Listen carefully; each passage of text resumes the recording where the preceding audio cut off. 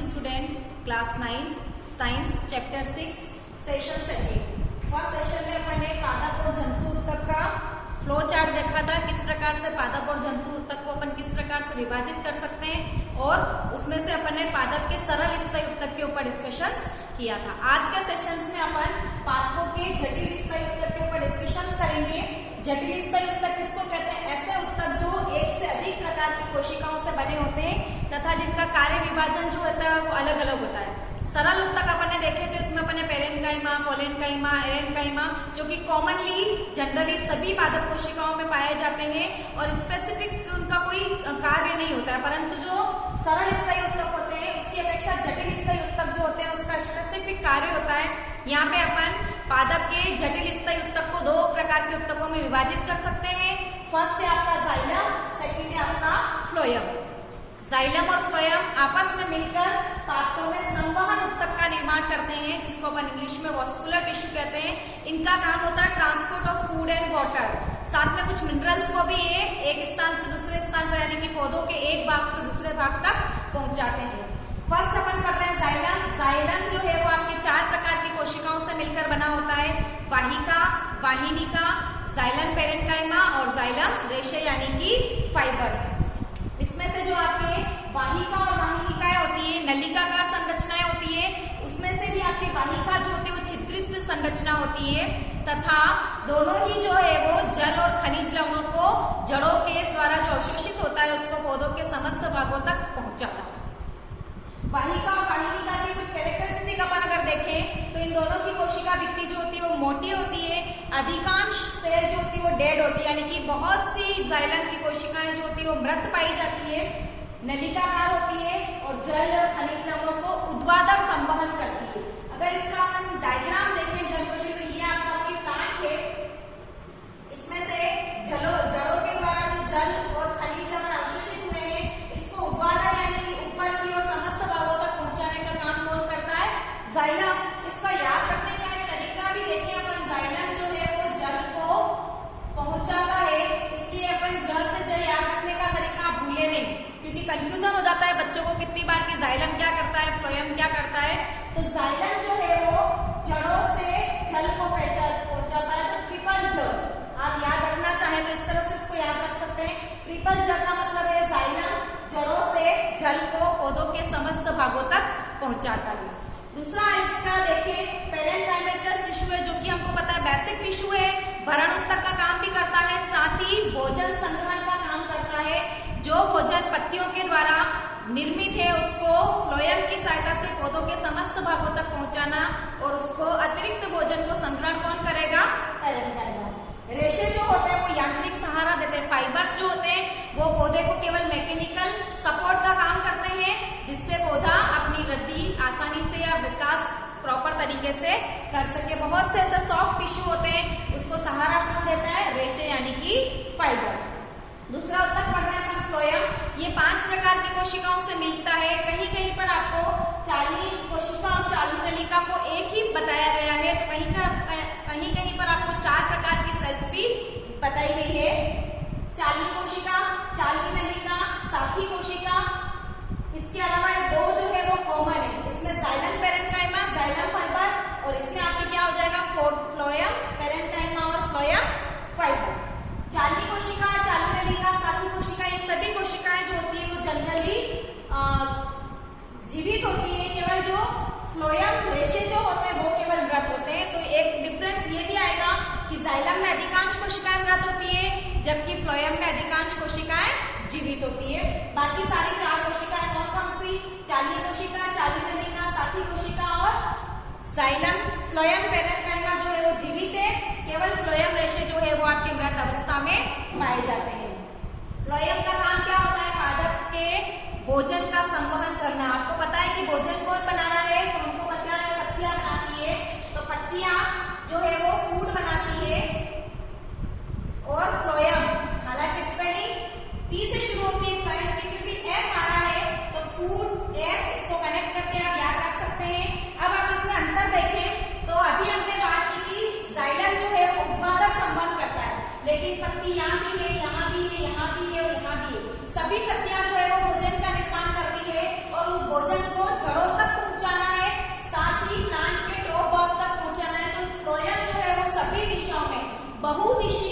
का कार्य करता है।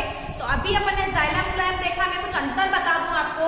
जाइलम जो है वो जल का संबंध करता है, फ्लोएम भोजन का संबंध करता है। जाइलम जो है वो 4 प्रकार की सेल्स से बनता है, जबकि फ्लोएम 5 प्रकार की सेल्स से बनता है। जाइलम की अधिकांश कोशिकाएं मृत होती है, जबकि फ्लोएम की अधिकांश कोशिकाएं जीवित होती है। जाइलम जो है वो ऊर्ध्वाधर संवहन करता है, जबकि फ्लोएम जो है वो बहुदिशीय संवहन करता है। ये कुछ मुख्य अंतर है। इसके ऊपर क्वेश्चन ऐसे भी पूछा जाता है कि जाइलम और फ्लोएम में अंतर स्पष्ट करो। यहाँ पर हमारा पादप ऊतक खत्म होता है। अभी अपन शुरू कर रहे हैं जंतु ऊतक। जंतु ऊतक जो है वो मैंने आपको 4-5 प्रकार के बताए थे, एपिथेलियम टिश्यू, संयोजी ऊतक, पेशी ऊतक, तंत्रिका ऊतक। इसको अपन 1 बाय 1 पढ़ेंगे। सबसे पहले अपन शुरू कर रहे हैं एपिथेलियम ऊतक, जिसको कि शरीर का कवच भी कहा जाता है, यानी कि शरीर को ढकने वाला ऊतक। साथ ही शरीर के अंदर जितनी भी कोशिकाएं हैं या ऊतक है, उनका बाहरी कवर, जिससे दो आपस में अंग जो है वो अलग हो जाते हैं, उसको भी ढकने का काम या उसके बाहर की परत बनाने का काम कौन सा टिश्यू करता है? एपिथेलियम टिश्यू करता है। इसकी कोशिकाएं जो है आपस में सटी रहती है और अंतर्वत परत यानी कि अनब्रेकेबल लेयर बनाती है, जिसके अंदर किसी प्रकार का कोई छिद्र नहीं हो, किसी प्रकार का कोई रिक्त स्थान नहीं हो। ऐसी परत का निर्माण जो है वो कौन करता है? आपका एपिथेलियम टिश्यू। आप अपनी स्किन को देखो, जो कि शरीर को बाहर से कवरिंग करने का काम कर रहा है, वो कहीं पर भी आपको किसी प्रकार का कोई ब्रेक नहीं दिखता। अगर स्किन फट जाती है या कट लग जाता है तो हमको ब्लड निकलना शुरू हो जाता है। अगर कट नसों तक गया है तो ज्यादा ब्लडिंग हो जाती है। एपिथेलियम टिश्यू जो है वो आपके कहाँ होता है? तो त्वचा, मुंह, आहार नली, रक्त वाहिनियों का स्तर, फेफड़ों की कुपिकाएं, वृक्की नली इत्यादि स्थानों पर एपिथेलियम टिश्यू पाया जाता है। ये अलग अलग प्रकार के कोशिका अंगों में अलग अलग प्रकार से पाया जाता है, अतः इनकी संरचना या बनावट है वो भी अलग अलग होती है। कुछ डायग्राम के थ्रू मैंने आपको यहाँ बताने का प्रयास किया है। पहला आपका चपटी शल्की एपिथेलियम, दूसरी घनाकार, तीसरी है आपकी स्तंभाकार, जिसको प्रक्षमा भी कहेंगे। जो चपटी कोशिकाएं होती है वो सरल शल्की एपिथेलियम बनाती है। घनाकार कोशिकाएं जो होती है वो आपके वृक्की नली या लार ग्रंथियों के अंदर पाई जाती है, तथा श्वसन नली के अंदर जो एपिथेलियम टिश्यू होती है उसके अंदर कुछ सीलिया, जिसको अपन हिंदी में प्रक्षमाप कहते हैं, वो पाए जाते हैं, जिससे श्लेष्म का संवहन आसानी से हो सके और वहां पर किसी प्रकार का कोई श्लेष्म का रुकावट या उसमें बाधा उत्पन्न नहीं हो। इस प्रकार से अपन ने देखा कि जो एपिथेलियम टिश्यू है, जिसको अपन जनरली शरीर का कवच कह सकते हैं, अलग अलग प्रकार की, यहाँ पे आप देखेंगे अलग अलग प्रकार से कार्य करने के हिसाब से यहाँ पे आपके स्तंभाकार दिख रहा है, जिसमें स्तंभ के आकार की चौड़ी होती है। और एपिथेलियम टिश्यू में शरीर के अंदर जो भी आदान प्रदान हो रहा है वो किसी न किसी एक परत से होकर उसको गुजरना पड़ता है, यानी कि बिना एपिथेलियम परत को क्रॉस किए हुए शरीर के अंदर किसी भी प्रकार का किसी भी पदार्थ का आवागमन या ट्रांसपोर्ट नहीं हो सकता। नेक्स्ट अपन पढ़ रहे हैं सेकंड संयोजी ऊतक, जिसको कनेक्टिव टिश्यू भी कहते हैं। इसमें सबसे पहले संयोजी ऊतक में नाम आता है वो है आपका ब्लड, रक्त। रक्त एक प्रकार का तरल संयोजी ऊतक है। क्वेश्चन आता है किसी एक तरल संयोजी ऊतक का नाम लिखिए, तो आप लिखेंगे रक्त। रक्त के बारे में आपको सब पता है कि रक्त जो है वो किस प्रकार से शरीर के अंदर गैसों का आदान प्रदान करता है, उत्सर्जी पदार्थों को उत्सर्जी अंगों तक ले जाने का कार्य करता है, और आवश्यक पदार्थ या पोषक पदार्थ या जो आप दवाई लेते हैं, किसी भी प्रकार का कोई भी पदार्थ का ट्रांसपोर्ट जो होता है हमारे शरीर में, वो किसके द्वारा होता है? सर्कुलेशन के द्वारा होता है। वो सर्कुलेशन किसकी वजह से होता है? ब्लड की वजह से होता है। रक्त जो है वो आपको पता है 4 प्रकार की कोशिकाओं से मिलकर बना होता है, WBC, RBC, प्लेटलेट्स और ग्रेन्यूल्स, जिसको अपन बिंबाणु भी कहते हैं। इसमें जो है रक्त में आपस में बहुत कम जुड़ी हुई कोशिकाएं होती है और इसमें अंतराकोशिकीय अवकाश भी ज्यादा होते हैं, और रक्त की कोशिकाएं जो होती है वो अंतराकोशिकीय आदान यानी कि मैट्रिक्स, इंटरसेल्युलर मैट्रिक्स के अंदर बसी रहती है। रक्त की मैट्रिक्स क्या कहलाती है? प्लाज्मा, जिसके अंदर आपके आरबीसी होगा, रेड ब्लड सेल, WBC यानी कि व्हाइट ब्लड सेल, और प्लेटलेट्स इसके अंदर पाए जाएंगे। आपको पता है आरबीसी में हीमोग्लोबिन पाया जाता है, इस कारण से इसका रंग लाल होता है, और हीमोग्लोबिन ही है हमारा श्वसनी वर्णक। ये भी क्वेश्चन आता है कि मानव शरीर का श्वसनी वर्णक लिखिए, तो आप वहां लिखेंगे हीमोग्लोबिन, जो कि ऑक्सीजन और कार्बन डाइऑक्साइड का परिवहन हीमोग्लोबिन के तौर पर करता है। WBC जो है वो हमारे सोल्जर ऑफ आवर बॉडी, यानी कि हमारे शरीर के सैनिक है, इम्यून सिस्टम को मजबूत बनाते हैं। प्लेटलेट्स जो है वो रक्त का थक्का बनाने का कार्य करता है, विशिष्ट एंजाइम की उपस्थिति के कारण। प्लाज्मा में कुछ एंजाइम्स पाए जाते हैं, नमक पाया जाता है, कुछ प्रोटीन्स पाए जाते हैं, जो अपन रक्त के बारे में डिटेल में पढ़ेंगे जब बात करेंगे।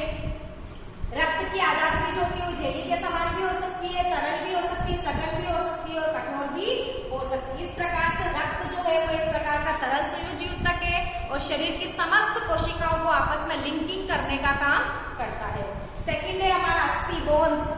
ये ठोस संयोजी ऊतक है और ये अस्थियां आपस में जुड़कर शरीर के पिंजरे का या पिंजर का निर्माण करती है, शरीर को सुरक्षात्मक आवरण बनाती है, शरीर को कठोर मजबूत बनाती है और एक निश्चित आकार स्ट्रक्चर्स देने का काम कौन करता है? हमारा अस्थि। इसको अपन अस्थियों से बने ढांचे को अपन कंकाल तंत्र या स्केलेटन कहते हैं। पंजर का निर्माण करना, मांसपेशियों को सहारा देना, मजबूत और कठोर ऊतक होता है। उसकी आधात्री जो होती है किसकी बनी होती है? कैल्शियम और फास्फोरस की बनी होती है। इसलिए हमको हमारे खाने में ऐसे चीजें लेनी चाहिए जो कि हमको कैल्शियम और फास्फोरस प्रोवाइड करें। इंपॉर्टेंट चीजें दोनों आप पढ़ेंगे। दोनों अस्थियां, जब दो अस्थियां आपस में जुड़ती है वो किस ऊतक से जुड़ती है? स्नायु ऊतक के द्वारा जुड़ी रहती है। ये क्वेश्चन भी आपके आता है। नेक्स्ट है अस्थियां मांसपेशियों से किसके द्वारा जुड़ी रहती है? तो कंडरा, जिसको अपन टेंडन कहते हैं, जनरली इंग्लिश में इसको टेंडन कहा जाता है, इसके द्वारा भी ये क्वेश्चन भी आपके बनता है। जब अस्थियां आपस में जुड़ती है, कौन सा ऊतक? स्नायु ऊतक। अस्थियां मांसपेशियों किससे जुड़ती है? कौन सा ऊतक? कंडरा या टेंडन। स्केलेटन के बारे में हालांकि हमने 6th-7th क्लास में बहुत अच्छे से पढ़ा है। दूसरा संयोजी ऊतक अपन पढ़ रहे हैं उपास्थि, जो कि अस्थियों से तो थोड़ा सा सॉफ्ट होता है लेकिन मांसपेशियों से थोड़ा सा कठोर होता है। उपास्थि एक अन्य प्रकार का संयोजी ऊतक है जिसकी आधात्री किसकी बनी होती है? प्रोटीन और शर्करा। तो आप देख रहे हैं रक्त की आधात्री प्लाज्मा, अस्थि का आधात्री कैल्शियम और फास्फोरस और उपास्थियों की आधात्री जो है वो प्रोटीन और शर्करा की बनी होती है। साथ ही उपास्थि जो है वो प्रोटीन अस्थियों के जोड़ों को चिकना बनाती है जिससे उसमें मूवमेंट जो है वो आसानी से हो सके। उपास्थि जो है हमारे नाक, कान का जो बाहरी कर्णपट है, कर्णपिन्ना, उसके अंदर पाई जाती है, कंठ में और श्वासनली में पाई जाती है। आप डिफरेंस देखें तो आप अपनी अस्थि को यहाँ से मोड़ना चाहें तो नहीं मुड़ेगी, लेकिन आप आपके कर्णपिन्ने को आसानी से क्या कर सकते हैं? मोड़ सकते हैं। तो अस्थियों की अपेक्षा उपास्थि जो है वो थोड़ी सी सॉफ्ट होती है।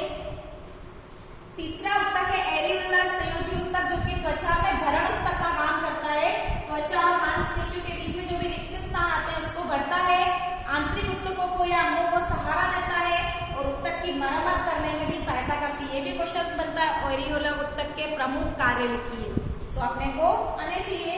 नेक्स्ट है हमारा वसामय ऊतक, जो कि वसा को संग्रहण करने का काम करता है।